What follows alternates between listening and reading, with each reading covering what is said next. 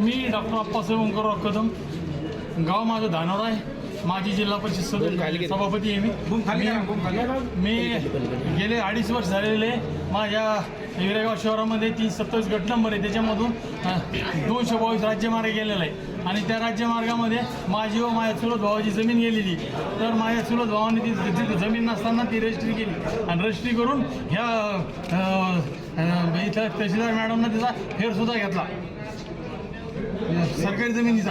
आता जे आहे ना तर हो ना, तर त्याच्या संदर्भामध्ये ही जमीन कोणाच्या शेतातून गेलेली आहे हे सुचत नाही, निष्पन्न होत नाही. म्हणून ते मागणीसाठी मी गेले 2.5 वर्ष झालेले कमिशनर कलेक्टर यांच्याशी बरोबर बसलो, चर्चा झाली, आजपर्यंत काही निष्पन्न झालं नाही. म्हणून मी 26 जानेवारीला मी पत्र दिलं होतं की सन्माननीय पालकमंत्री महोदयाला भेटायचं.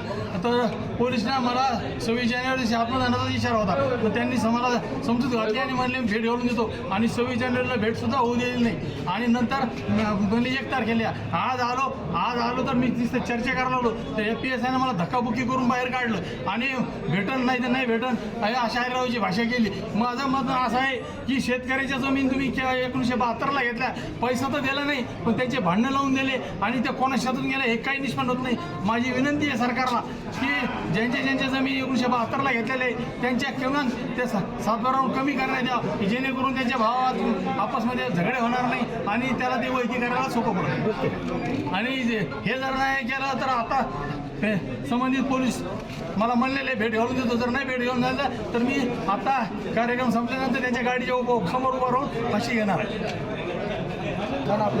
मी डॉक्टर अप्पासाहेब ओंकारराव कदम, गाव माझं धानोरा आहे.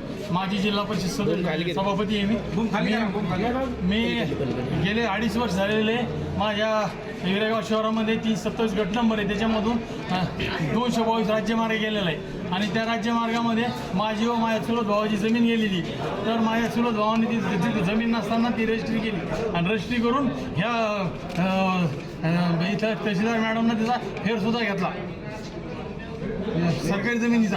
आता जे आहे ना तर हो ना, तर त्याच्या संदर्भामध्ये ही जमीन कोणाच्या शेतातून गेलेली आहे हे सुचत नाही, निष्पन्न होत नाही. म्हणून ते मागणीसाठी मी गेले 2.5 वर्ष झालेले कमिशनर कलेक्टर यांच्याशी बरोबर बसलो, चर्चा झाली, आजपर्यंत काही निष्पन्न झालं नाही. म्हणून मी 26 जानेवारीला मी पत्र दिलं होतं की सन्माननीय पालकमंत्री महोदयाला भेटायचं.